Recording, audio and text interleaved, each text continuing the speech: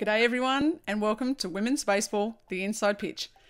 I'm your host, Amy McCann, and after spending more than a decade repping the green and gold for Australia, I've swapped my glove for a microphone to bring you some of the great stories of our sport. Before we get started with this second episode, I just wanted to say thank you to everyone who downloaded, listened to, or shared the very first episode which featured Australia's Laura Needs.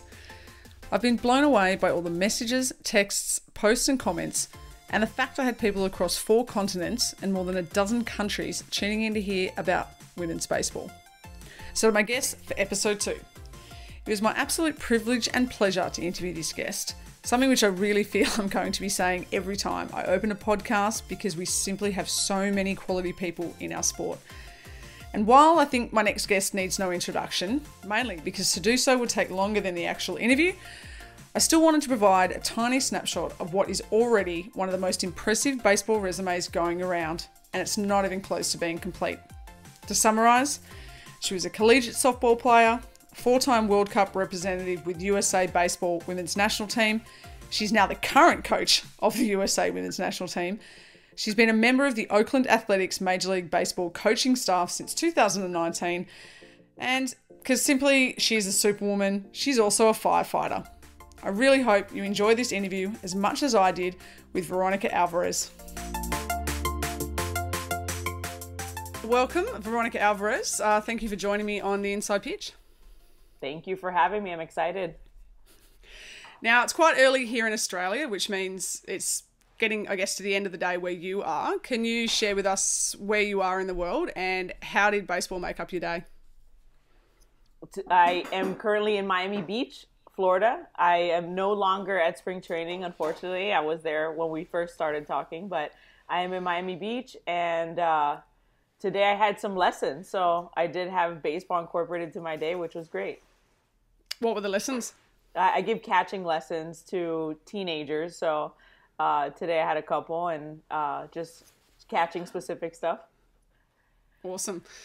Well, one of the questions I love to ask is how everyone got started in women's baseball. I think we've all got some really cool stories, how we got started. Mine, for example, my dad recorded an MLB game on VHS back in the day, and I watched it and I was hooked, and I rang up, I think, probably a dozen baseball clubs before one actually said, yeah, we'll take a girl, which is pretty cool. So shout out to the Kissing Point Angels in Sydney.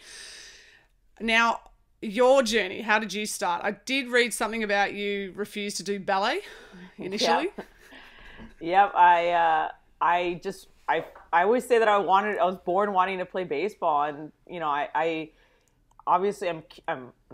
Cuban. I am of Cuban descent, and in the Cuban culture, baseball is a big deal, but not for women. So it was, I feel like, born in me to want to play. Like, it wasn't that anybody was necessarily encouraging me. When a boy is born, I've told this story before, but when a boy is born, they say, oh, he's got big legs, he's going to be a catcher, right? And, if they're skinny, they're going to be a middle infielder, and so on and so forth. But that doesn't necessarily happen for girls. So I, like you said, I denied the opportunity to do ballet when I was taken. I ran away screaming, waving my arms. Said I wanted to play, and fortunately for me, I had supportive parents that didn't really fall in line with the cultural norms and allowed me to play the game that I wanted to play. So, yep, I started playing when I was 5. I have an older brother who also started playing around the same time. So my first time, I guess, in uniform on a field would be his back girl, but then right after that, I started on a team myself. And those first few years, what was it about the sport that grabbed you? What made you fall in love with it?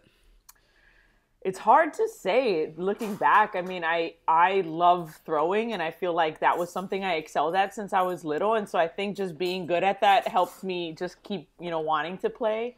I remember one of my first tryouts when I was little, it was for Little League or whatnot, and they just kind of were picking teams.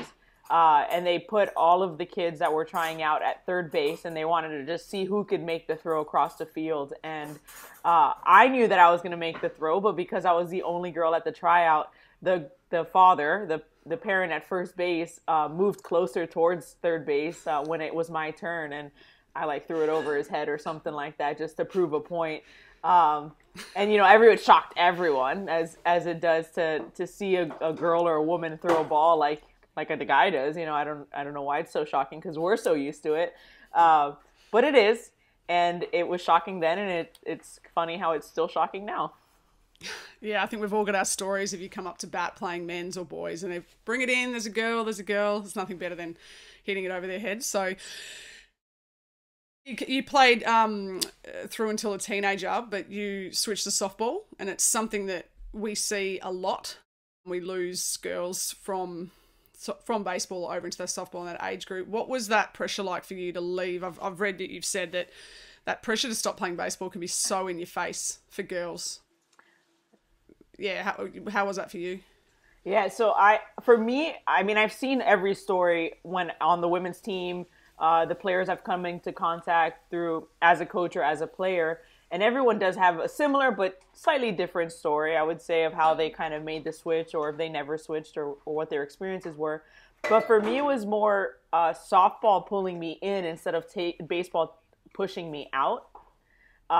So it didn't seem like a negative switch for me at the time, and even looking back, like, it didn't feel like I was getting a lot of hate from the boys side or anything like that. I felt like I was still very competitive when I did switch, but fast pitch softball was just taking off in Miami, and so then became my friend. Her mom was a big part of fast pitch softball, doing what it did in Miami, and so she was the one who kind of pulled me over to the girls' softball side and convinced me that, I would be playing softball at junior high on a team, and that I should just completely switch over.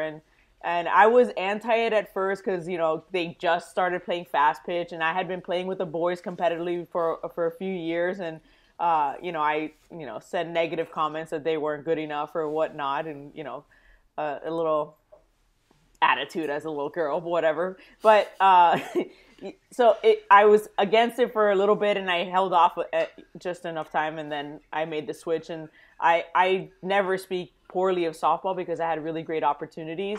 I was, obviously met great people in my travel softball teams, was able to play college softball at Villanova. And then after collegiate softball, I played a summer of softball in Spain. So really great opportunities. And that's a struggle for me now when I get approached with the question of, should I switch to softball, right? Because unfortunately, there is more opportunity in softball in the United States, at least. And so it's hard for me. Obviously, I'm like, number one person, do not want to lose these players to softball, right? I want them for the women's national team. I want to have access to each and every one of these players, having played high school baseball, college baseball, so that when they get to the women's team, they're ready, right? They're at their best almost. So it's hard for me to say that, there is a better opportunity for them sometimes in softball. So we get asked this question all the time. I don't know how you feel about it, but, do I switch? And so I always tell them, like, it's up to you, obviously, what you want to do, but you got to weigh your options here. Do I want to go to an elite level university? Like, what am I going to college for? Am I going to play a sport, or am I going to go to college for the schooling part of it, right? So then what kind of college do I go to? What are my priorities? Do I prefer going to a lower level athletic university so that I can play baseball? Or do I go to a lot higher level athletic university and potentially play softball at a D1 level? Those are just options, right? So I think it's up to each and every player, but it's something that they have to kind of go through and decide. But unfortunate that it is an issue. Yeah, and it's interesting. I think back to when I first started, and I go, oh yeah, I would have taken up the scholarship. I would have taken it. It's like, well, I actually never played softball, so I can't say that. But I see girls now. We've got girls in the Australian squad, young girls, teenagers who are heading over, and it's you talk about that word. They've got options. It's in the Olympics. It's collegiate. It's things like that. It's those options that are lacking for baseballers. which makes that difference. But I know, particularly through USA Baseball and MLB, you've got the Grit and Trailblazer and Breakthrough series. I know you've been heavily involved in it. Just recently you did the virtual Trailblazer. Can you sort of detail what, I guess, USA Baseball and MLB are trying to do in that space to fill that gap? Yeah, so I give them so much credit, and I think these events have really filled the gap, as you said, and created opportunities for those girls to continue playing baseball. When I was a player on the national team, I don't know how many times I came into contact with 16-year-olds that were good. They just weren't ready to make the national team. They wouldn't make the national team, and then that's it. We wouldn't see them again. And that was kind of like the age where they either had to decide to go to the softball route, and then we would lose them forever. So since these events, the Trailblazer's the younger one, but it still creates an opportunity for them to play. But that Breakthrough series and that Grit, it just kind of allows them a place, an outlet to continue playing baseball at a high level with good level instruction. So I credit those events for that. In these last few years, we've been able to bridge that gap. And now we see 18-year-olds, 19-year-olds at tryouts that have never switched to softball, that have continued to develop as baseball players. So it's been so beneficial to the women's national team, but also just to them and their growth as players, and then has now opened opportunities for them to play at a collegiate level. And we've seen more and more of those girls going into that and getting those opportunities. I guess outside the collegiate level, we see, I guess Japan, Australia, there's some really strong leagues around the world. How far away are we from a women's league in the US? Do you think it's a possibility? Personally, I think it's a hard question, right? Because that's what I would love for them to have, but we are dealing with such a people are so set in their minds that in the US that girls and women play softball and boys play baseball. Like, we really need to create that divide for them in the general public's minds in order for these opportunities to continue to exist, so that we do get girls and women that have developed within baseball, never played softball, right? Again, I have nothing against softball, but so that they develop in the sport that we're trying to create a league in, right? And so that we have a solid league across the board. So it isn't hodgepodgey or, subpar, because that we get judged as women based off one experience, off one person, off of anything. So to put out a subpar product is kind of might be detrimental to women's baseball. So I think that the more opportunities we can continue to create for these teenage, 18U, 20U girls, the higher the chances that we have a successful league in the U.S. for women, Yep. If we talk about players leaving to go to softball, we got you back. I guess when I talk about the women's baseball community, you came back in your early 20s. Similar to mid-20s. Similar to myself, you were a sort of a later starter. I didn't play for Australia until I was 23. As I understand, you found the US women's team by Google. That is just so now. The people probably find it on TikTok now, but it's, just tell me about those first few years. Yeah, so like you said, I found it on Google. So after my opportunity to play softball in Spain, I got a job at the public school system here, at a desk job, and I was like, I need an outlet to play the game. Like, I need to find a way to continue playing this game, right? And so when I was about 11, 12, I saw one game of the Colorado Silver Bullets on TV. And I'll never forget that. One game. I have the worst memory, and I have forgotten so many things, but I will not forget that one thing, which is such an example of how visibility is so important, right? And having representation so that we could see things and do them. But, so that's actually what led me to Google, right? Or the Google search, the national team, is I Googled the Silver Bullets, and in some roundabout way that led me to USA Baseball. My first tryout was Kenosha, Wisconsin. It's a big weekend for me in my life in Miami. We usually go down to the Florida Keys the 4th of July weekend. So I was perplexed, or had this kind of crossroads. Do I go try out for something I have no idea what's about to happen in Kenosha, Wisconsin? Or do I go to the Florida Keys for a weekend and, party? And so I now have realized that that was the crossroads that leads me to this point in my life and how I am where I am right now. And so if I wouldn't have gone that weekend, I would have potentially never tried out for the women's team and never been in baseball right now. So I obviously went to Kenosha, Wisconsin. My parents went with me. They're my big supporters and cheerleaders. So, and it was such a cool thing to walk out into the field and see all these women that had never switched to softball. Or like good majority of them had never switched to softball, right? So they had played high school baseball, maybe played it like Malika Underwood, right? She played high school baseball and then she played volleyball in college, right? Same thing with Tamara Holmes. Like they didn't just go play softball in college, they just played another sport. But then there was women across the board that just had never switched. And it was like magical, it was, right? It was a league of their own, tryout on the field, in the grass, everyone's warming up. It was heaven. And that first event was they were rededicating the field to the women of the All-American Girls Professional League. I was about to say Kenosha. Yeah, it was one of the original fields. So not only was this event cool because now I get to be around women in baseball, but the women from the league were there for the rededication. Wow. They introduced them. They sang the song from the movie, which just like, you know, was like all I needed. I've seen that movie 100 times, if not more. And so then on top of it, I went up to bat. And so it was one of my first times I ever had my name on the back of my jersey, which like that one tournament and then USA Baseball was the only time I've had it. So, and I know it's not important, but it's just those little things, you know, like, and so anyway, I went up to bat and all of a sudden they announced my name and I have like a cheering section behind me. And I'm like, what the heck? Like my parents aren't that loud, right? And it turns out that the women from the league, these older women, had a friend, Lefty Alvarez, that now there's a book about her.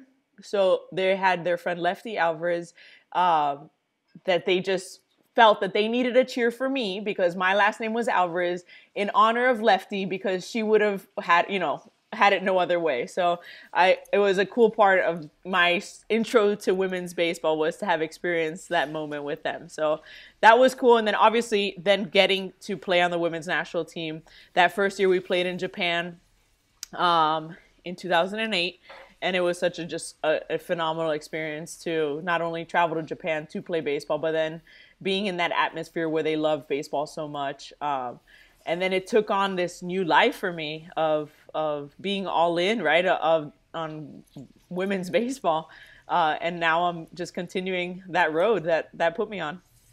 You mentioned those World Cups. I just want to take you back to sort of that preparation. For a lot of people around the world, they don't quite understand what you guys do to prepare for a World Cup. They think USA, they think powerhouse, they think camps. You guys are all together for ages. And that's not quite the case. I read that you would go and knock on the doors of high schools to see if you could catch bullpens or do anything like that you could to train. Tell me through that, some of the preparations for your World Cups. Yeah, it's really impressive what, I mean, I did it as a player, but now being their coach, like what the women are willing to do just to continue playing this game. So we're usually just together for like 4 weeks, if that, and it just happens right around the World Cup. Like it's no, it's not like a month, you know, months of being together or whatnot. So usually all of us have jobs and or the good majority, the ones that are out of college and high school have jobs. And so we find ways around that to find time to train. And so, yes, like you mentioned, I had an opportunity to train at a high school through contacts. I think USA Baseball had one of the coaches from this particular high school coach at one of their events, so they put us into contact, and he said, yeah, sure, come out. And so I pretended I was a teenage boy for 3 months just training for the women's event. So my boss was wonderful at the time, and she let me go into work early and leave work early so that I could go at lunchtime and train with the high school for a couple hours, and then I would go back to work. So I've had that. I've just like picked up guys at the park, like seen them practicing and been like, hey, can I practice with you tomorrow? And they're like, what?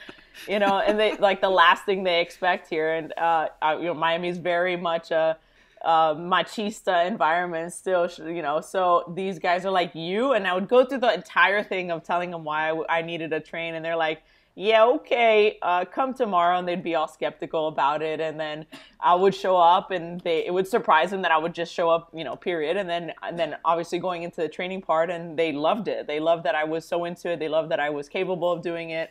I would, throw to them, and vice versa, so we were helping each other.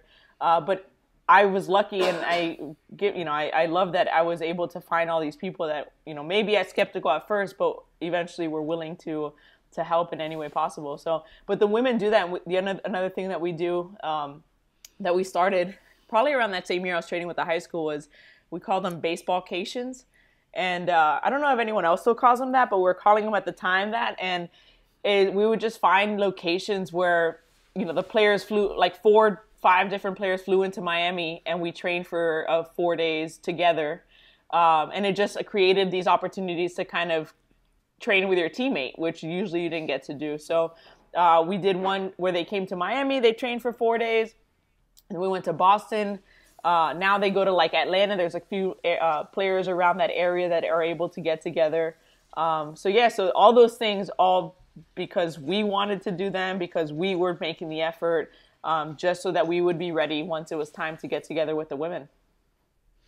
And it's interesting you talk about that, the commitment. I think once girls are in, or women are in baseball, that commitment and the passion, it's just another level. Like, we know we have to do what we have to do. We train harder, we train longer, we have to be technically more correct. We do that. And it's just, you find it's so interesting. It's the same, I guess, here, and I'm sure it's the same in the other countries. And I saw it when I lived in Japan. It's, as you said, that commitment and that passion that you see every day. Yeah, it's really incredible, but it adds to like the greatness of being around the women. I tell every guy like that comes out. We had I don't know if you guys experienced this in Australia, but here most of the men that come out to coach with us are skeptical. Right? They don't know because they don't see it. So as a player, I experienced it where they came in like, sure, I'll do it. It's USA Baseball. They've given me opportunities in the past. I'll do this for them, and then they leave like crying. Like that we've revived their love for the game. And like, I've seen these men cry. I'm not making this up. Like 2 different times as a player, these men left the event crying. And it was, and right now our assistant coach on the team is Manny Crespo Sr. He's had 50 years in professional baseball. He's an older man. And he, like last year, he's like, this is the greatest thing that I've ever done before. Like the passion that comes out of these players. As a coach, I credit them so much. I have never and will never see myself having to ask them to put more effort in. Like, these players show up on the field and they're ready to go 100%, all in. Attention, is their attention's in. They're physically ready. Everything's ready to go. And like, how amazing is that, right? Now, your World Cups, you just missed 2006.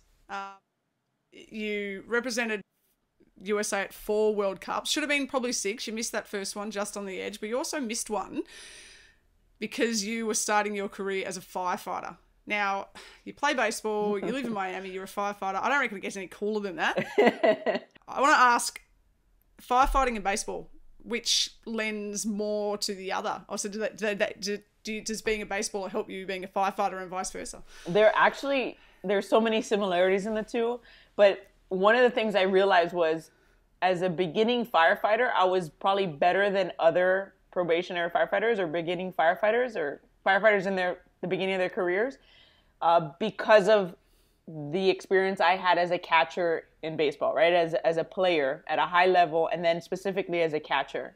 That ability to control the chaos of the game, kind of that, player manager role of just, calling pitches, everything that comes with being a catcher, that leadership role. So that experience as a player, I think, made me better at the beginning of my career as a firefighter. As a firefighter, our job is to control chaos. And so that allowed me to act appropriately, or kind of maintain the cool in those moments when I'm first seeing a lot of bad stuff, right? And then through my experience as a firefighter, I've only gotten better at that. And that, I feel like, has made me stronger now that I'm a manager. So I feel like one helped me. They've helped each other in a way. So as a manager, I feel like part of managing is controlling that chaos, and I like being able to control your emotions and oversee everything. And that's a lot of what we do in the firefighting world. And I'm a paramedic as well. So in that medic world as well. And it's interesting. I was about to say, you're doing everything. It's interesting. You take from that off baseball, off field, your profession, and it can give to your sport. I think, I guess, while we would rather be professional, we would all rather learn money. I actually personally think that having to work a full-time job alongside my entire Australian career was frustrating. We all wanted to play baseball full-time, but I think that being able to retire and already have a career and have a house and things like that cannot be understated. But just that life lessons, being able to take from one to the other, I think it enriches us as people in the workforce, but people on the field, I think we definitely were all stronger. Is that sort of how you see it? Definitely, yeah. I mean, and probably makes you appreciate the times we do get on the field more, right? Exactly. That they don't happen so often. I think that's a good point of why the women do seem to give more effort at times is you're right. And from a young age, we don't have those opportunities that the boys do have from a young age. They know that their careers are going to continue, or that there's at least the possibility of it continuing, where potentially a lot of people's career ended after college. I was technically done with my career, something I had just dedicated my entire life with, and I was only 23 years old. You know, if I wouldn't have found baseball, that would have been the end of it. And so boys, I mean, yeah, not everyone gets to play professional baseball, but there's that, there's potentially an opportunity for you to do so. So I think that does, you do make a good point with that, is that the fact that the opportunities there are less of them, then we appreciate them more. But yeah, I think that's the same thing with having a career on the flip side. Like, it was nice to kind of get away and play baseball, I held on to a career I hated for 7 years because it allowed me to play baseball. And that's, you put it right there. You do. It was almost, you did what you had to do just so you could go play baseball. So yeah, it's a good point. When it came time to switch, that year that I missed the World Cup in 2014, if that would have happened sooner in my life, or sooner in my baseball and women's national team baseball career, I probably would have denied the job and just gone to play the event, But at that point, I was already older. It was towards the end of my career, and I knew that the job I was trying to get as a firefighter paramedic was very hard to come by. And there isn't just like, oh, I'll get the next one. No, it's like a very difficult job to get. So it was a very difficult decision, but the point in my life that I was at, I had to do it. But I think about it, and I think if it would have happened 5 years before that, I probably would have said no and gone and played baseball. Well, to your four World Cups, I want to ask you 4 questions. Okay. I know I'm going to summarize your World Cups into really 4 questions. Okay. But favorite memory for my World Cups. Yep. Yeah, I choose one. It's actually a weird favorite memory, but it was not when I got trucked by you guys. Wait, was that you that trucked me?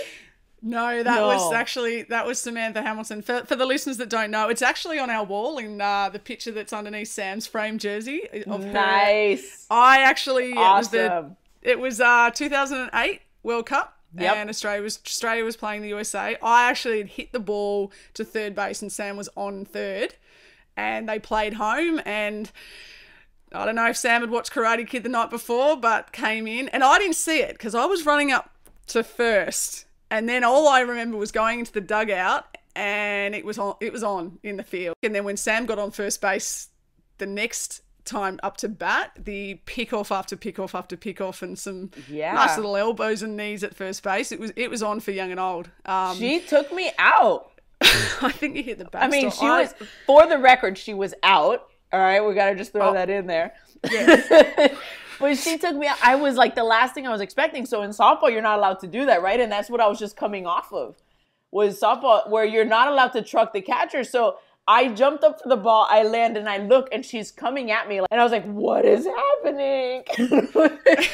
And then she took, like, I love the sequence of pictures. There is a sequence of pictures for those that don't know, but I start like a good amount of space in front of home, and I end like beyond the plate. Yes. which is nuts. Yeah. So it's funny because my mom was in the stands, and she says her side of the story was that when the crack happened of the impact, that all the parents were like, and they went to comfort her, and she was like, she better have held on to that ball. Oh, jeez. So then I'm just going to finish the story because this is a great part of our story of us versus you guys and us personally. But so our first baseman was Sarah Gascon, not to throw under the bus, since this did, create some havoc, I guess, I didn't know what was happening when the pickoffs were happening. I was catching, Neither did right? I was clueless. Yeah, I had no idea. And so I was like, so the first pickoff happens, and Sarah's a super intense player, she's like, whack. And I'm like, man, Sarah's really putting down a tag. And then the next one comes and she's like, whack, even harder. And I'm like, what's happening over there? Third one goes up, and Samantha looks up, her face as she came up off the bag was like, what is this? So, and then I come in, I'm like, Sarah, what happened? What were you doing at first base? And she's like, that's the girl that he ran into. And I was like, oh, okay. All right, well, thanks. But I didn't know that we were going to do that, but okay. No, look, and I love that because Sarah's still good friends with us, and as you are. And I think I remember in 2010 in Venezuela, yourself and Sam, you reenacted the kick in the and I love that women's baseball, we can between the lines go hard, and obviously within the rules and go from there. But that was it's one of the funnier moments. It is a funny one, and I'm glad there's a picture sequence of it. But my favorite part, or one of World Cup events, was in 2010, we were playing Venezuela in Venezuela, and it was a packed house. It was 16,000 people there, which we've never played in front of 16,000 people, so such a cool thing. The reason this is a weird event is reason this is a weird memory or favorite memory is because we lost. But it was such a cool thing to be on the field, 16,000 fans. We were winning. Don't quote me on this, but I think it was 5-0. Our coach takes out Marty Cementelli, which is our starting pitcher of the game, because we were winning 5-0, and he thought, what the heck, which I was like, what a shift of momentum by taking her out, right? Not that nobody can do the job, but just the whole idea that you got to, the shifts of momentum in the game of baseball and how that makes it part of a great game. But he takes out Marty, and our pitcher, whoever comes in, walks a batter, I believe. And it was as if they had just scored 5 runs in the stands, and everyone erupted. The fans erupted, and it became a whole new ball game where it just went downhill from there. And I felt it as the catcher, felt my team crumble with all the noise that was happening, and the 5 bands in the stands just cheering and making music. And we ended up losing that game. But it's still my favorite moment because it was such a cool thing to be a part of. But it's funny because I think, remember Venezuela went on a tear. They were undefeated because we lost to them. We got blanked by them in the first time we played them, and they did. They went on an absolute tear, and then we were the team that finally burst their bubble in that semi-final. But it was amazing. It changed the game, I think, for all of us. For example, we're all used to standing on a field with 20, 30, 100 people if we're lucky. So you could have a conversation with your shortstop, right, talk to your left fielder, and the coach would just, I remember Dom Ruggiero, my coach, would just go, Amy, move me over. I remember standing in center field just going, and everyone's yelling, the coach is going, why didn't you listen? I'm like, I can't. And I'm like, we had to have hand signal. It totally changed the way you played baseball. I mean, and I'll never forget that World Cup. I mean, obviously, I said to Lulu in the first episode, I think there needs to be a podcast series just on 2010. Yeah. From what happened. Definitely. And it was just a ticker item. I don't even think it was on the ticker of ESPN that there was a shooting in the Women's Baseball World Cup. No, well, back here in Australia, it got reported as the Australian women's softball team. And then it got reported on the radio as an Australian women's baseball player has been shot. My parents heard it on the radio in the garden, and oh my gosh, yeah, it was an interesting time, I guess, for all of us. Yeah. The next question, maybe this actually we may have just talked about it, but what's your? I don't want to say worst memory, but I guess that memory that sticks with you, hardest, toughest World Cup memory. if there is Ooh. one? This is a hard one. I thought of something right when you said it, and then I feel like that loss also was the worst too, because I felt like that kind of held us back from, we would have been in the gold medal game potentially if we would have won that. I feel like, if I remember correctly, but like I remember at the end of that game just being like kind of destroyed about it, you know? Yeah. And it was like such a hard fought battle, you know, to try to come back from the deficit then, or just try to get the lead again. But man, I would say that. That's a hard one. That's a hard one. Maybe I'll have an answer for you at the end, though. Okay. I have a question that's around the 2012 World Cup. You're the last team to beat Japan at a World Cup. Silver in 2012. Is that the year you think, was that the one that got away? Do you think you could have won that one? Yeah. It was such a hard, close game. And yeah, that's a hard one. Like, I would say that's, but I think we had like really great opportunities we had a solid team in 2008 and obviously in 2010. I almost feel like 2010 is more of a chance that we had a really good chance of winning that year. It's funny how you think that. We won silver in 2010 and we went to 2012 with such high expectations, and we came fourth again for the fourth time in 5 World Cups. And I think that fourth is maybe, I mean, losing bronze to you guys in 2008, that game was brutal. Uh-huh. But I think the fourth in 2012 after a silver the 2 years before, I think that for me is still hard to take. So yeah. It's interesting how you see, hindsight's always, in retrospect, the career is, it's easy to look at. Biggest life lesson you took from your World Cups as a player? Ooh, there's so many life lessons in this game. I mean, one of my favorite life lessons in baseball, I guess, would say is like, you can't really I don't even know how to phrase it. Great. That's awesome. That you can't really blame somebody else for a mistake, right? Like you can't get mad at your shortstop or your second baseman for making an error, because next game it might be you making an error, right? That the game is very kind of keeps you honest. I think that's a great lesson of the game. I think that people that don't play sports, and probably every sport kind of has that lesson built into it, but you see that in people that don't play sports are more likely to kind of point fingers and put blame on others, where I feel like people that have had the experience in sport, it's a little less likely to do. Specifically our World Cups, man, you're making these questions hard. I tell you, I have the worst memory too. I needed to have thought of these things. Nobody's ever asked me these questions before. Oh, there you go. There you go. I can hang up my microphone. My job here is done.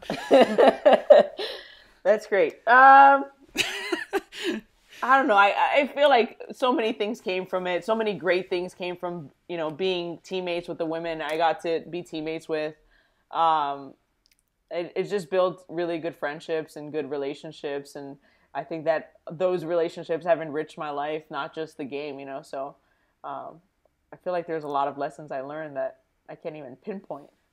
No, you're right. It's just continually, I guess I get reminded, or you get refreshed when you think of things. I think the one bit of advice I'd give to girls now who are starting out is actually take it all in more, be in the moment more. I think both you and I had long careers, but at the same time, good Lord, they went fast.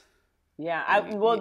That makes me think, so my first 2 years, so I love photography. That's a side note, but that kind of comes into play in this part of the story. But my first year, whatever, random picture with my parents, right? Not that much focus on good quality moment captures, right? With the camera. And so I really made it a point. I actually remember that in Venezuela, I look back for pictures. I'm like, man, I have the crappiest picture with my parents. I was about to board the bus and I was like, oh, yeah, quick picture with them that have traveled to Venezuela, Japan, everywhere to see me play. And there isn't a quality photo. So them specifically, but we could probably look at all the photos and feel the same. So in 2012 and beyond, I made it a point, not only with my parents, but with other people's parents. And we had such a great cheering section in Canada in 2012 12. So I was like, we're having a full family picture taking, and we brought all the family and friends onto the field, and we took a group shot. But that goes with you know, the taking all in, right? That was a big part of it. These people have traveled here to see us. They're a part of our experience. And because I have a bad memory, I need to remember these things. So I need to have these quality pictures. And so that was something I kind of did then going forward, was trying to take it all in. And in my version is taking more pictures and being more present. And it's funny, you talk about the photos are so important for us because we, particularly in the first half of the World Cup period, we weren't on television. We weren't on YouTube. We weren't on, there was no streaming, at least the last couple of World Cups. Fantastic. We've seen games online, but some of us only have the photos or that one DVD of that one random game from 2006 or a couple of games from 2010. And we hang on to those for dear life because that's all we've got. It's almost like we're the second iteration of the All-American Girls League. We've got, every time I see a new bit of vision from the 1943s, 1950s, you're just like, wow. And that's kind of, I feel like we're us. Like you hear about, oh my God, that World Cup game or that Nationals game was online. You're like, what? Where is it? I've got to watch it. Yeah. It's bizarre, but yeah. There's a video that Marty Sementelli's dad has, and I've been trying to get from her and / him since 2008. So it was a video of a game that she pitched, I want to say it was versus Japan, in Japan, with me catching. There's a whole video of the entire games on video. And I'm like, Marty, I need a copy of this. Like, I need to find a way. I'll pay for it. I'll do whatever that I have to do because you're right. Like, that's all we have. Like, when I'm 80 years old and I try to talk about my time in baseball and everyone's like, you're lying. Sure, crazy old lady. It's like, no, look. Like, look how cool this is, you know? Like, we got to play in Japan versus Japan. Like, how sweet is that? Yeah, and it's hard because my parents never saw me play for Australia, and that's the challenge, particularly for the Australian team. We don't play as an Australian group on home shores. We don't yet have an ABL, which hopefully will be coming, but also that correlates to girls and women who want to aspire to be women's baseballers. It's hard to be what you can't see, and for us, it's harder. It's almost like, just got to have those still photographs. So, look, I know we could talk about your playing career forever, but I want to talk about your coaching career. So my dream, I look at, there's 100 girls that played for Australia, and unfortunately there's the keeping of the girls in the game at any level, whether it's coaching, umpiring, scoring, there's plenty of roles. Hasn't been great here in Australia. We've lost a lot to life, basically. Mm-hmm. I mean, you give so much. What was the moment that you went, nah, I'm staying? And coaching, when was it and why?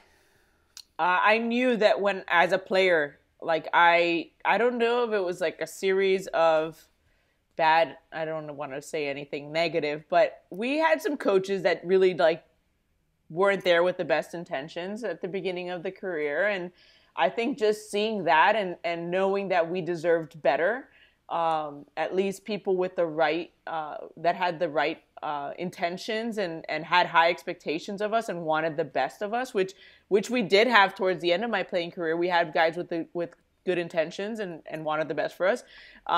But seeing that early on, I knew that once I stopped playing, I would go all into coaching. And I feel like a lot of the older players or the players that were on the team at the time felt the same. So I knew that once I stopped, I would go in. So in 2015, when we played in the Pan American Games, which you guys weren't there because you're not a Pan American country, but it was such a great experience. And we haven't talked about it because it kind of is off the World Cup, and it was really the only year that it happened. But such a cool experience to be part of that, right? We're with other elite athletes from other sports and being on Athlete Village and just that whole moment was incredible. But I was injured, my arm was messed up, and I would need surgery. So I knew that year would be my last. And so I kind of came back, knew that I wasn't going to have surgery unless it was an Olympic sport the following year.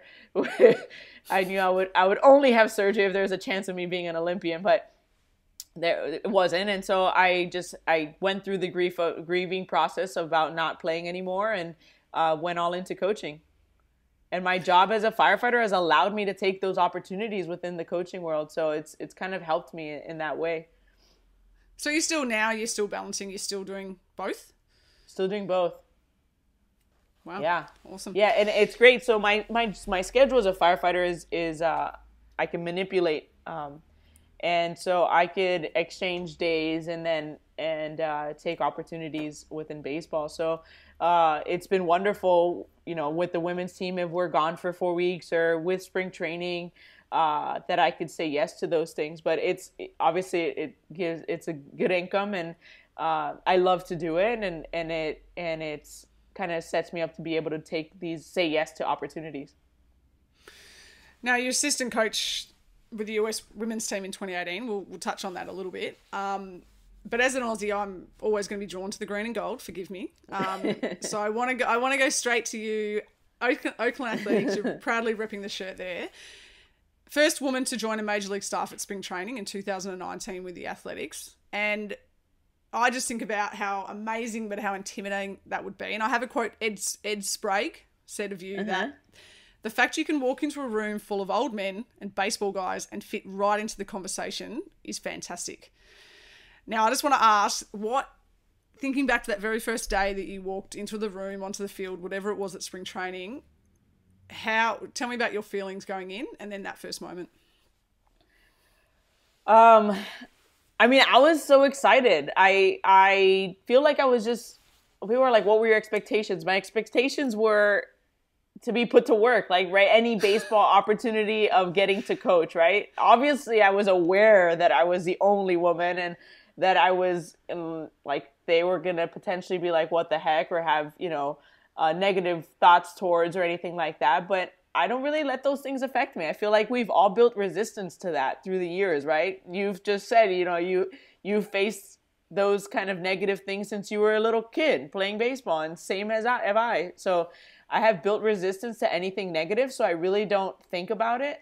And I just take it head on. And so I was mostly excited, and ready to like hit the ground running, right? But in my personality, though I'm talking a lot here and can talk a lot, I usually in a new situation, I am very I sit back and take it all in, and I contribute when I'm asked to contribute, and then I build relationships and then kind of grow from there. So my first year, I was, if anything, probably too quiet at the first week, and then came out of my shell. They say, look at this girl. She used to be a saint, and now she says anything that comes to mind, and then so I was really just so excited. And then getting to walk into the locker room and see my name on the jersey, like, so cool, right? Like, again, the name on the jersey, I think it just represents so much. My parents were born in Cuba. My grandparents came here for better opportunities. And then here I am with my Alvarez last name on the back of a USA jersey, on the back of a professional baseball team. So such a cool thing to be. And right when I walked in, like, I was greeted by the head of player development, which at the time, now it's Sprague, who you quoted, but at the time was Keith Lippman, who's a wonderful man. And he was just so, welcoming, and then introduced me as if it was no big deal to everyone along the line. And that's what I experienced till this day. Guys that were open-minded and willing to have me on board. And then when they saw that, just going back to my training days, just when they saw that, what I was about and what I brought to the table, then they were all in. Like, there were no questions asked. And this year I had such a the experiences continue to be wonderful, and they continue to still be just as amazing as the first. So, I love it. And I mean, it says, like, that quote by Sprague, and almost made me cry. it's so impactful and powerful to hear it from a guy, right? That we know these things, and it's almost necessary. People, like, the public needs to hear it from men that are in the game, right? And so his statement's very important, and obviously I feel very honored that it was about me, but it's so nice that, like, he feels that way, and that they all feel that way, and they see that we are capable of doing the job, and they accept us just as if we were a guy. Like, it has no issue with gender at that point, once we prove that what we could do. And it comes down to, you use that word prove. It feels like our entire career we have to prove every time we go up to bat or whatever it is in the game. We're constantly proving just that we can belong. And that does get exhausting. And I'm hoping that that's changing. I definitely felt that changed over time. But it's good that I know in Australia a lot of men or a lot of people, I don't want to put a gender on it, mainly have seen women's baseball at a lower grade because that's what they turn up to on a Saturday. And I go back to when I say they don't get to watch the Australian team very often. It's just making sure that more and more people get exposed to our sport to realise just how good we are as players and in your respect here as a coach. But I just wanted to ask, I could imagine on any given day, any given hour at MLB spring training, there must be just so much information. How do you take it all in? Like, how do you not get overloaded? There just must be so much stuff you want to take back to your team. And my first year when Keith Littman was the head of player development, he did a lot of things on like coaching development too, which was cool. He'd have, for instance, he sent a book before showing up at spring training. He sent a book out to read and to do a project, which I thought was awesome. And the book was the touch points, and you had to kind of create a diagram, which I understood as being like kind of to center you. So when things start to go wrong or like things become overwhelming, if there's a negative situation that you have to deal with, like what is it that brings you back to center, your why, your reason you're there? Like how can we make sense of these things? So I thought it was such a cool project. And I continue to think that it was so valuable to this day for me because, as you know, and kind of you hit over the top, there are so many issues to solve the problems of women in baseball or women's baseball, right? And as you and I, we could talk about all the problems, and that's what we do on the national team players. We talk about ways we could solve the problem, but there's so many, and if we don't focus in on them, if we focus on all the problems, then we're never going to solve anything.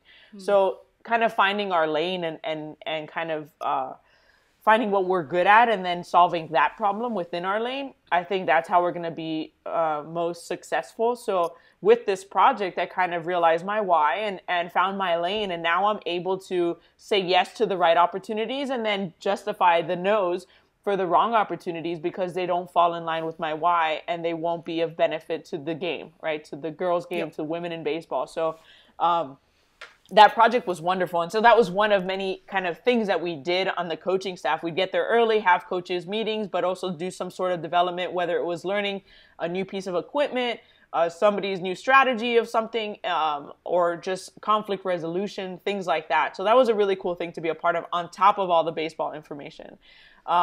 But yeah, I would just make notes. Like I would go back to my locker and make notes in my notebook or just I save all of the schedules that we have and I would try to like just kind of do little reminders of things that I wanted to either incorporate into the women's team or just like think about later. But it was, yes, my favorite part is that there is so much information being passed around and there's just like people talking baseball, which is so cool, right? Like we sit and watch a baseball game. We would watch the big league guys play this year since they were kind of off. And then like, you know, the infielder bobbles the ball or whatever the case. And then the guy that infield coach talks about maybe why he bobbled the ball. He didn't keep his feet moving, you know, whatever. So there's constantly talk about baseball, which is something that I know you would love, you know, like something that I absolutely love. So yeah. It's such a like invigorating environment. But yeah, so that was a cool part of it. And one of the things I did incorporate into the women's national team when I became the manager in 2019 was the scheduling aspect of it. So I never thought that was something that was going to kind of click for me when I went to spring training. But it's probably what clicked the most was like kind of opened my mind to like what the way we've been doing things on the women's national team has not been effective. And there is such a better way to do things. And so just seeing that the guy in the A system that was doing the scheduling at the time could schedule 190 players on 4 fields in 4 hours. And everyone's like, it's just like all these moving parts and everyone's accomplishing different things. And it's not just like 20 guys on one field and 20 guys on another. Like there's so much happening at one time. Yep. like that kind of expanded my mind to think about our women's trials, our women's training camps, to kind of do the same and then make them more efficient. Well, you had immediate effect. I mean, 2019 Pan Pac gold with the US women's team, and first woman to, I feel like first woman is just, should be the start of your name. The first woman, No. the first woman to be named the USA Baseball Coach of the Year. Again, we talk about recognition. How important or how special was that moment? It's wonderful, but I always I feel like it was a team win. I mean, I wouldn't have been able to do that without the staff that I had at the event or even at training. We had such a great staff, but also the players that we had and the adjustments that they made. Obviously, because the coaches helped and vice versa, but it was such a team win on both. With the team won Team of the Year that same event too, and then I won Coach of the Year. But for me, obviously it's an honor. Obviously, I am great, happy to have won that, but it was definitely a team win. And then I see the importance of it just for the idea of credit, right? Giving me credit, giving women credit is how I see it amongst the men. So even if it was the 50 men that coach within USA Baseball that for the first time were like, what? There's a women's baseball team? Because even some of them probably don't know. Or them just recognizing that, oh, she must know what she's talking about. Like, even if it was 50 of them, I think that that helps and makes a difference. So I think there's a lot of value in that, as we've said, the visibility and just like seeing, giving credit where credit is due, I guess, and no matter what the gender is, and then kind of just putting that out there, that if USA Baseball justifies me or kind of backs me, then I must know something, and then it allows other people to accept me as well. Yep. And by me, I mean all of us. 2020, after 2019 Pan Pac, you would have everyone had the focus on the Women's World Cup. Obviously, the world flipped on its axis. I guess firstly, the 2020 with your team, what are some of the things that you've done differently? What are the new approaches? Have you kept in touch with kept tabs with your players over that period? Yeah, just trying to stay in touch. It's hard, not to train for something that doesn't exist, like you can't just train all year long for an event, there has to be downtime too. So I think that's something that the players have struggled with, is finding when to train, or like when we did have a potential World Cup date, like do we start training? So at the beginning there was definitely that, because we didn't know that the World Cup was going to be canceled, initially, when we didn't know really what COVID was or what it would become.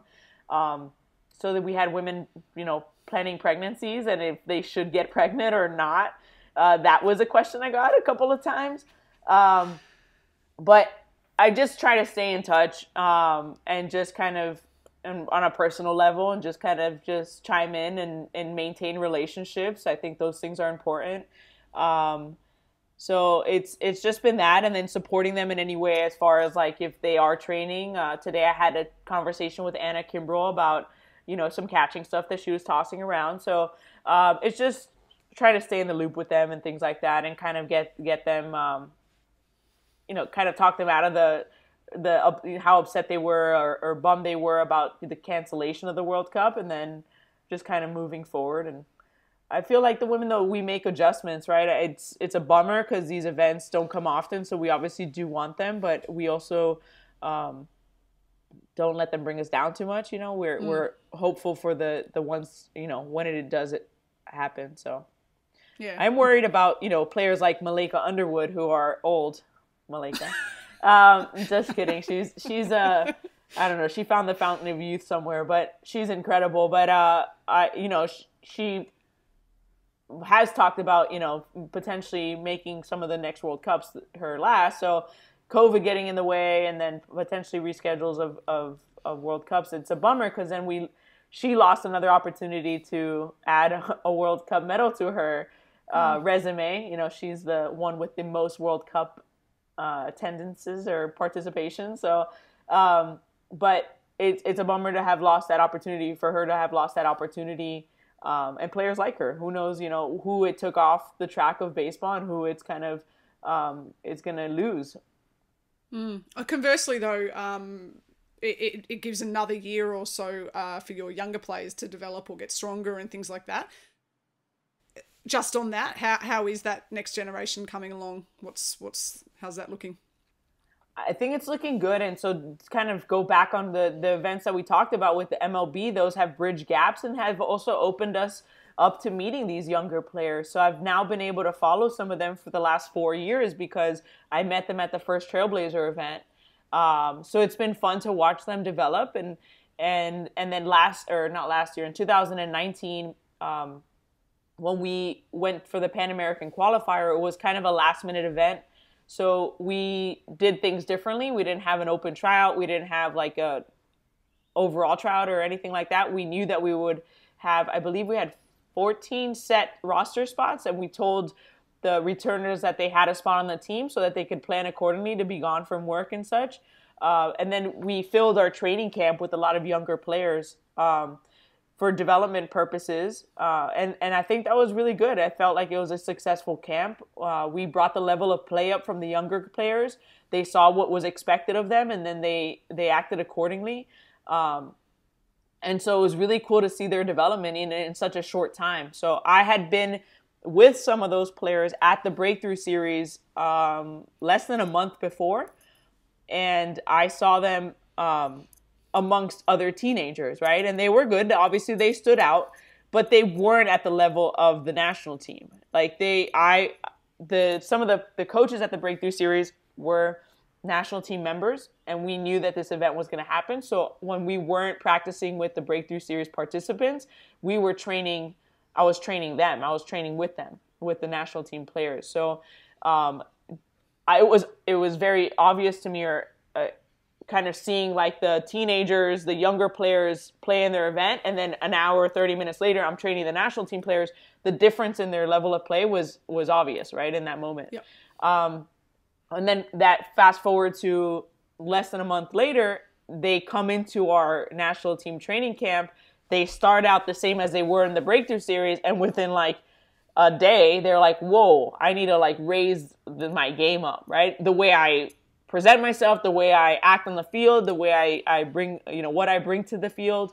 And it was so cool to see. And it wasn't, Kim Ng actually came out to that event too when she was working for Major League Baseball. And so she just was, she was at both Breakthrough Series, and then she came to that event, and she was one of the ones that made that comment of, I can't believe the improvement in some of these teenagers from a couple of weeks ago to today. And it was really that, just being surrounded by players that had a different level of play than them, right? That had higher expectations, and then they brought theirs up. So anyway, going back to your question, I see a lot of there's a lot of potential in these young players, and I'm very excited to see them out at trials. I'm excited to see what a year of training and I feel like they've developed more than the women. They've been probably just working and doing things at home, where the younger players have been training and had that time on their hands. So it's kind of cool to see what they bring to the table. But yeah, I hope, and this is a reason, I hope that one day we have like a U20 event or a U18 event, that we could create a team for that, because I would be such a shame for these girls, really strong players, to come out, not make the team, and then we lose them forever. I agree. I think that pathway gap of the under 20, under 21, whatever the age group is, there was that tournament for about 3 or 4 years back 2012, 13, 14. Australia went to it a couple of times, because you see that youth. It's that you want more opportunities for them to play, but also more options and opportunities so we don't lose them. And the amount of juniors, I know, for example, in the Australian squad at the moment, we've got probably a dozen girls, teenagers, who are pushing for spots, and having those veteran players such as Yutani Lovewings and Laura Needs and Shay Lillywhite helping them along. And the same with Canada. I think they had 7 teenagers on their team at the last World Cup. And I know you probably don't want to remember that bronze medal game. One of the best 10 inning, that game. I think I've watched that game about 4 times. That was horrible. Yeah. That's my same memory. That was horrible. That's how I remember the bronze in 2008. So it's oh my gosh. I was standing on first base thinking, what? We can't move a runner over? We can't hit a runner over? Like, you know how many times we practice that in a cage? And on the field, and it's like part of like all of our practices. Like, everyone just wants to pop the ball straight up. That's what we're going to do today. And then Canada explode for, what, 5 of their own or 6 of their own in the Oh, my 10th? gosh. But just on that, what does the USA need to do to get back into the medals? Oh, we were winning it this year. Like, in 2020, we were going to win it. 100%. I have no doubt in my mind that we're going to win it. And I will bring that back to the table in whenever the heck it happens. We're going to make it happen. But 2020 was like the way we were playing in 2019. Forget the competition. Like, I don't even care who was on the other side of the field. And that's not to diminish anywhere, like, you know, to talk badly about anybody. But the way that we were playing, we would have beat everyone. Yep. It was like insane how these women were playing. And it was so fun to be a part of, right? And so cool to see. But like, they made some weird. Our 9-hole hitter hit for the cycle. I don't know if you know this. Wow. And she finished it with a home run over center field. Who's that? Ashton Lansdale. Wow. Like, it was nuts. And a week before at the training, all she could hit were pop-ups straight up into the sky. That's all she could hit. And she worked with our hitting guy. We made some adjustments.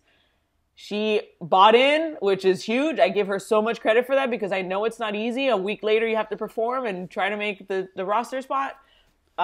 She bought in, and it was like unstoppable. And you find, these juniors, they want it now. Unfortunately, they want everything now.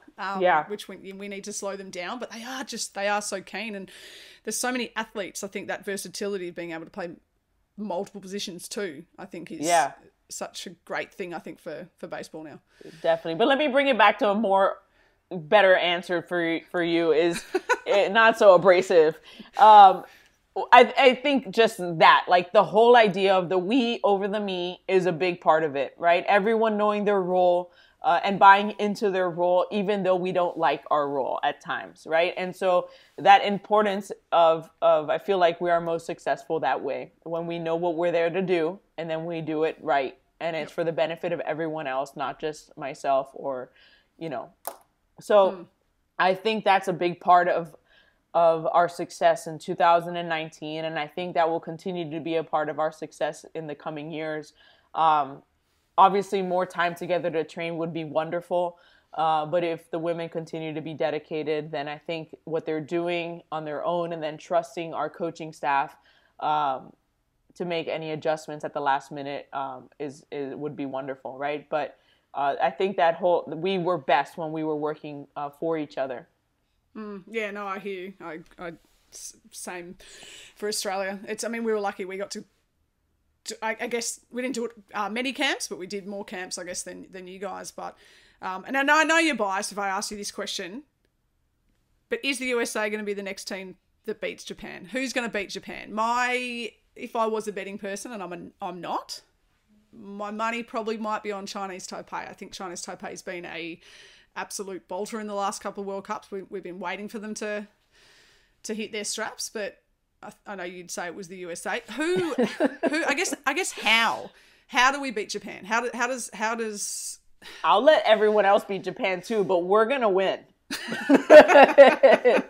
That's a great answer. I don't need to be first to beat Japan or anything like that, or the only ones to beat Japan, but we're gonna win. I think. Obviously they're a hard team to defend. Just in the same batter that will drop a bunt and run it out to first is going to hit a triple off you in the gap the next time. So I think that's that's an issue, and defending that and kind of pitching to that game. But I think we just need to play our own game in that and capitalize on opportunities to, like I said, move runners and score them. So I think that, I don't know. I think we just need to take our approach to the game, and we'll win it no matter what they're doing on the other side. I guess it's a case of not trying to be better than Japan. It's just trying to be the best that you can be. Yeah, we can't be better at Japan at being Japan. if that makes any sense. So we got to be ours. We got to be USA and beat them doing what we do best. Yep. Yep. And I'm appreciative of all your time. I've only got a few more questions, but I do want to ask one question. Women's World Cup's been moved to every 4 years now. I know there's a 3-year cycle with a year off, and OCL qualification, continental qualifications. Do you think where do you think that sits now? Do you think it's a good thing, bad thing for women's baseball? Does it change? I think that's a bad thing, right? With the lack of opportunities that we have. And I wish it wouldn't happen. So unless they're thinking of adding like Pan American Games and Olympics and all these other things to the mix, then yeah, I'll take a World Cup every 4 years. But without those other events, and we don't have outlets for it, and then we lose players. Like, it's going to be a completely different team every time we go to a World Cup potentially, right? Because it's hard to maintain that for 3 years that you're not playing. People already think we're crazy when we maintain it for 2 years, an every other year situation. Yeah, no, I hear you. I think when I first saw the announcement from WBSC, I was shocked and I guess disappointed, because I think when you think about, I'll go on to one more World Cup, or if you had that injury for one World Cup, it's not a career ender. But I think significantly though, I think every 4 years from a pathway perspective, it's hanging on to those talents, particularly if softball remains in the Olympics. And I think this now strengthens the need for leagues in each country, but quality leagues. And look, maybe it opens up the opportunity for international players to travel, once we can travel, around the world and play in each other's leagues. But I agree, I think that pinnacle, developing that national program in each country now becomes, again, Japan's a whole another kettle of fish. They've got their programs, but I think, yeah, I agree with you. I think it's going to be a challenge now. Yeah, I think we need an event every year, I feel like, to grow the game or to keep it around. So, I mean, I've talked to you about vision board, but I keep putting on my vision board that we're going to be in the Olympics and that we're going to have more events and that U20 thing. And every time I get an opportunity to say it about anyone that has any power over this, I always throw that in the mix, because I think that those things, right, more events, more opportunities, and then that bracket, that U21 bracket, those events are going to be big. We can't have a U20 team until there's an international event hosting one, or hosting a U20 event, right? Or U18, whatever we want to call it. But the USA Baseball won't have a U20 girls team until there's an event like that. So we need those events to be created so that we can in fact, have a futures team, or have a team to grow into the women's national team.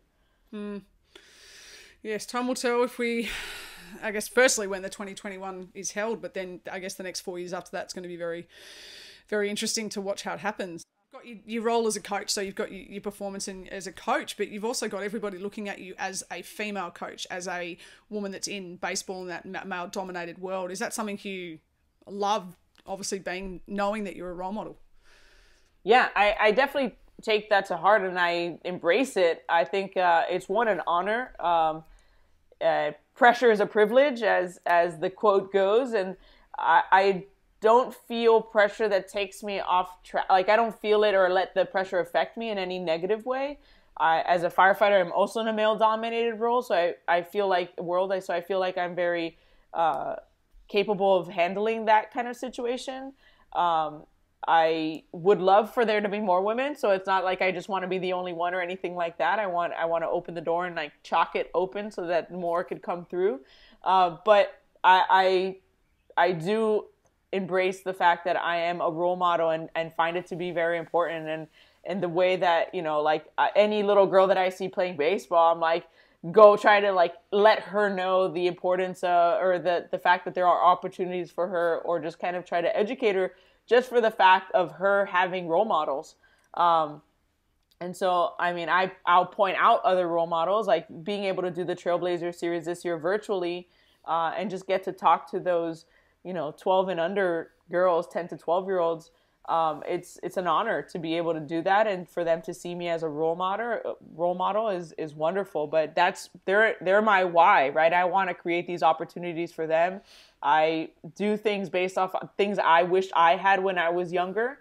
So I hope that they're able to see me and then look at me and say, I could do that. I could be her or I could be better than her. That's what I want to be for these young girls. So I definitely see that I am a role model, or that I am put into that role, and I embrace it. I love it. And the last question is, you've talked a lot about the name on the back, which I know we all play for the name on the front, but that name on the back, it's 100%. It's who you are. It's what you represent as well. And I want to know, when people see that name on the back of your jersey now, but also when they see it, who knows, in the Hall of Fame or future down, they think of Veronica Alvarez. What do you want them to think? What's your legacy? What do you want to leave? Oh my gosh, this is a deep question too. Well, I hope that I just continue to be that person that has created opportunities and opened people's minds to women having a place in the game. Both, and that goes across all genders. I have to open the minds of women, girls, and men. It's not just the men, right? It's sometimes convincing ourselves that we belong. So I hope that's what it's, yeah. So I hope that that's what maybe the legacy I leave behind, is that I was somebody that was there opening the door for others, and just being a good example to what women can provide. Awesome. Well, I think you've done and you continue to do. I know you've got plenty of years of baseball, whatever the role left in you. So I know you'll continue to do that. It was an absolute pleasure to share the field with you, although it wasn't quite always the result that we wanted, the Australians wanted. And it's been an absolute pleasure to talk to you today and continue to watch what you're doing over there. I'm just so envious and just so proud to see another female do what you're doing. I just love it. And I wish you all the best. And I thank you for joining me today. Thank you for having me. I'm glad you're doing this podcast. We need more information out there about women in baseball and women's baseball. So I'm excited to listen to all the future podcasts. Thank you. It's going to be it's tough for everyone now. And I just wanted to point out, it's been very exciting to interview someone who's actually on the front of a book. So I've just been reading the 2 Jennifer Ring books, that A Game of Their Own and Stolen Bases. So if you haven't read those 2 books, anyone that's listening, they're fantastic. And Veronica's on the cover of one of them. So if you weren't on the other side of the world, I'll get you to, pretty cool to interview someone on the front of a book. So I sometimes forget I was on the front of a book. Actually, I don't think anyone at work knows I was on the front of a book. They actually found my Wikipedia page at one point and altered it. Firefighters are really jokesters. So they found I never told anyone I had a Wikipedia, but it was funny how they found it. I had just been asked for a bio of myself, and so I was like in the airport going somewhere, and so I had looked at my Wikipedia to see what was written, and I kind of copied and pasted and sent it to whoever was asking for it. And within minutes, my partners from work sent me a text with a link to my Wikipedia page, and I was like, "That's weird. Did I missend it to them or something?" And then I read it, and they altered the bio on it. I was like saying some silly stuff about, I had hopes and dreams of coming back to playing the game, and that I had hired one of them to be my world-renowned trainer, and God knows all these things, right? That I fail at tennis and at ping pong and table tennis, and I was like, what the heck? So anytime they find anything about me, I got to be careful. So I was actually asked about that bio in an interview with a professional baseball team, and I couldn't believe it. I started laughing. They said, well, I saw you hired world-renowned trader, George Trotter, can you tell me more about that? And I was like, oh my gosh. So anyway, they're jokesters. But yes, thank you. I was on the front of a book. Felt lucky she picked that picture. That was the same series of pictures that the trucking was in, by the way. It is, yeah, 2008. So maybe I'll go and change your Wikipedia profile photo to the photo of... Yes. I might have to post that on my Instagram this week. Yeah, we've got them somewhere. I'm sure Sam will have a laugh, a chuckle. I know I know you guys have made up since then. So no, it's all good. It's all good. No, I appreciate it. Thank you for your time. All right, thank you. Thanks for tuning in for today's episode of Women's Baseball, The Inside Pitch. Make sure to check the show notes below for links to some of the things we've discussed and mentioned in this episode. We would also love it if you could subscribe to the show and leave us a review. And if you have some time, throw us some love over on social media at Women's Baseball, The Inside Pitch. Catch you next time.